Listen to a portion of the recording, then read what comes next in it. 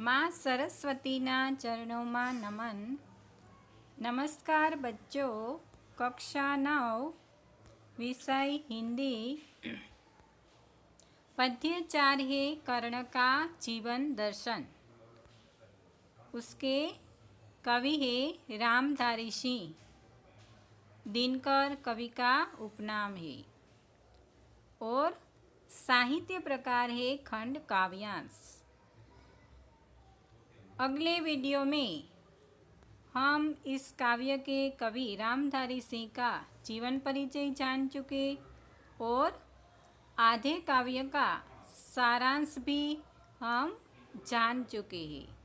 फिर भी संक्षिप्त में कहे तो महाभारत युद्ध से पहले श्री कृष्ण ने कर्ण को पांडवों के पक्ष में लाने का प्रयत्न किया और उन्होंने उसे राज्य देने का प्रलोभन किया, परंतु कर्ण ने कहा कि राज्य तो एक तुच्छ वस्तु है, मुझे वैभव विलास का कोई मोह नहीं है, वैभव विलास की मुझे इच्छा नहीं है।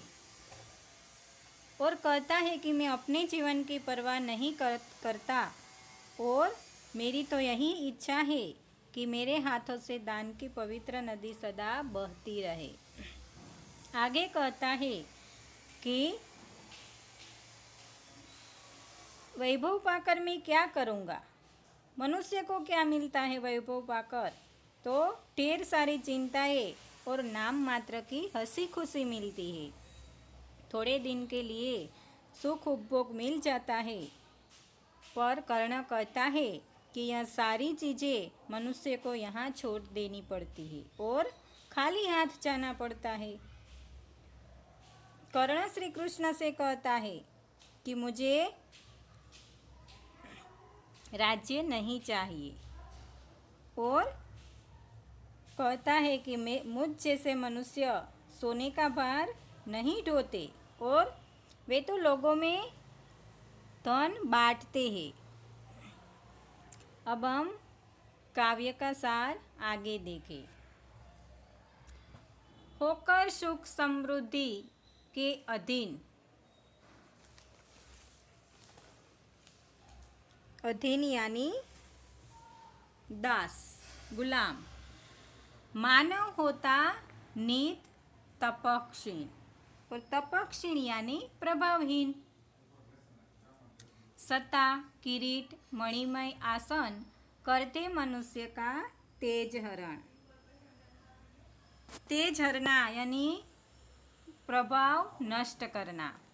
तो यहाँ कर्ण कहता है कि धन दौलत के सुख का गुलाम बनकर होकर सुख समृद्धि के अधीन यानी सुख समृद्धि का धन दौलत का गुलाम बनकर मनुष्य क्या खो देता है, तो अपना तेज खो देता है। तपह क्षीण बन जाता है। सत्ता, किरीट, मणिमय आसन यानी राजपद, सत्ता यानी राजपद, मुकुट और मणियों से जड़े जो सिंहासन है वह मनुष्य का तेज हर लेता है, उसे प्रभावहीन बना देता है। नर विभव हेतु ललचाता है पर वही मनुष्य को खाता है। यहाँ कर्ण कहता है कि मनुष्य है वह धन संपत्ति अथवा तो विभव हेतु, वैभव हेतु ललचाता है, धन संपत्ति के लिए ललचाता है, पर यही धन संपत्ति उसे नष्ट कर देती है। यही धन संपत्ति मनुज यानी मनुष्य को खाती है, खाता है यानी नष्ट कर देती है।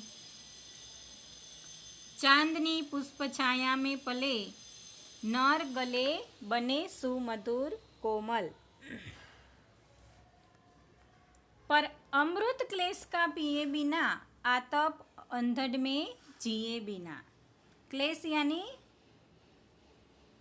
कष्ट, दुख, आतप यानी तेज और अंधड़ यानी आंधी। आगे क्या कहता है कर्ण कि चांदनी और फूलों की छाया में, चांदनी और पुष्प छाया यानी पुष्प यानी फूल, फूल की छाया में पल, यानी कहने का मतलब है चांदनी और फूलों की छाया यानी अत्यंत सुख सुविधा में पलकर। नर गले बने सुमधुर, मनुष्य सुंदर और कोमल भले बन जाए, सुमधुर और कोमल मनुष्य बन तो जाता है, पर अमृत क्लेश का पिए बिना, पर कष्टों का अमृत पिए बिना, धूप और आंधी सहे बिना, आतप अंधड़ यानी धूप और आंधी, धूप और आंधी सहे बिना न वह पुरुष कहला सकता है और न विघ्नों को पार कर सकता है। क्या कहता है कर्ण कि चांदनी और फूल की छाया में पलकर नर सुकोमल तो बन सकता है, सुमधुर तो बन सकता है, परंतु कष्टों का अमृत पिए बिना वह धूप और आंधी सहे बिना पुरुष नहीं कहला सकता और विघ्नों को पार नहीं कर सकता।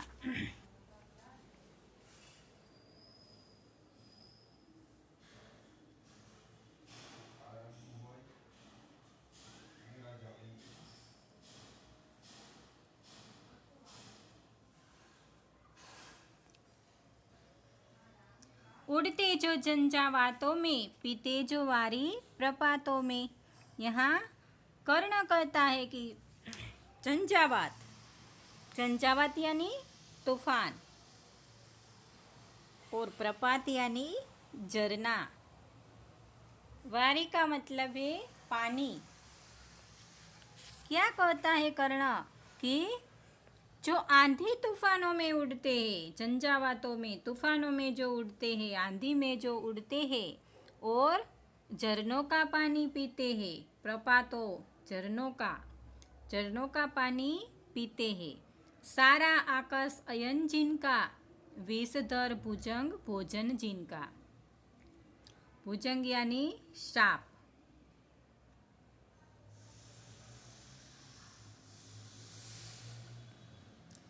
अयन यानी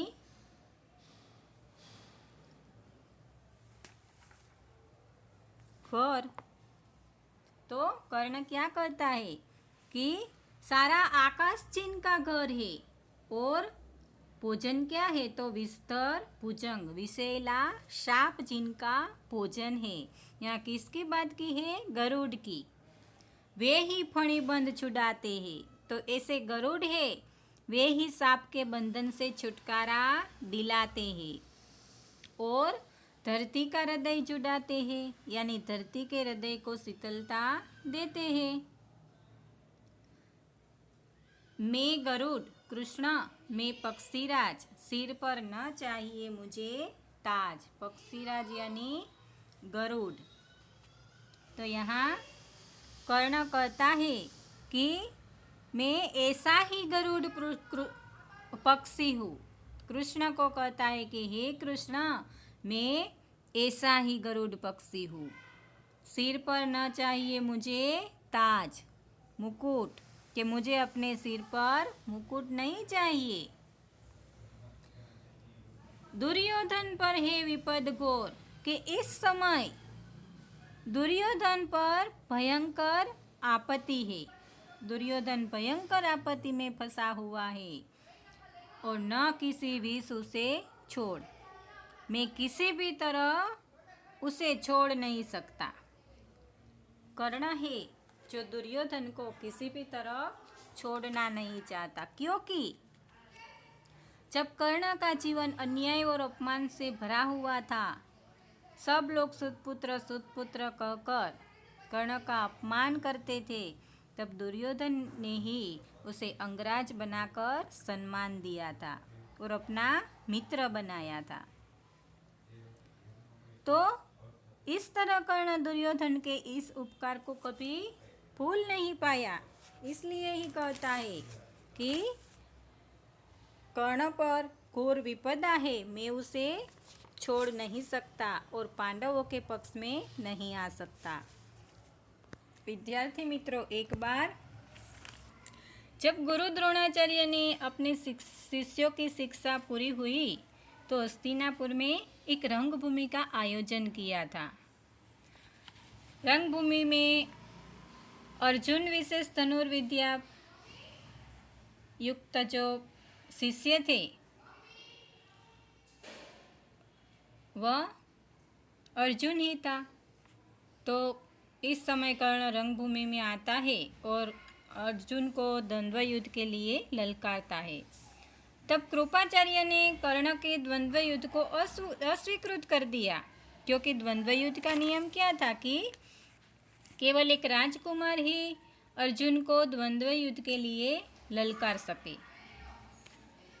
अब इस समय दुर्योधन ने कर्ण को अंगराज घोषित कर दिया, क्योंकि जिससे वह अर्जुन से द्वंद्व युद्ध के योग्य हो जाए।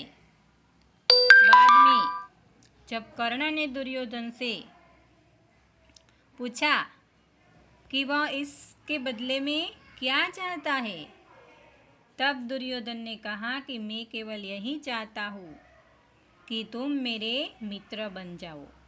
इस घटना के बाद दुर्योधन और कर्ण के बीच सुदृढ़ मित्रता स्थापित हुई।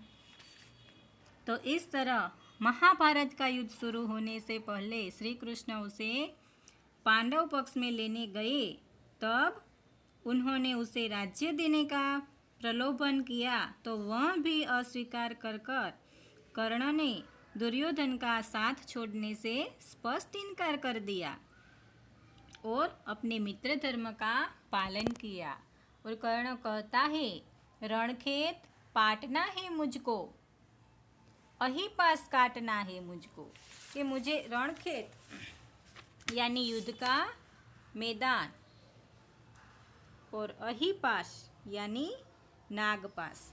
क्या कहता है कर्ण कि मुझे तो युद्ध क्षेत्र में उतरना है, रणखेत पाटना है और दुर्योधन के नागपास को काटना है।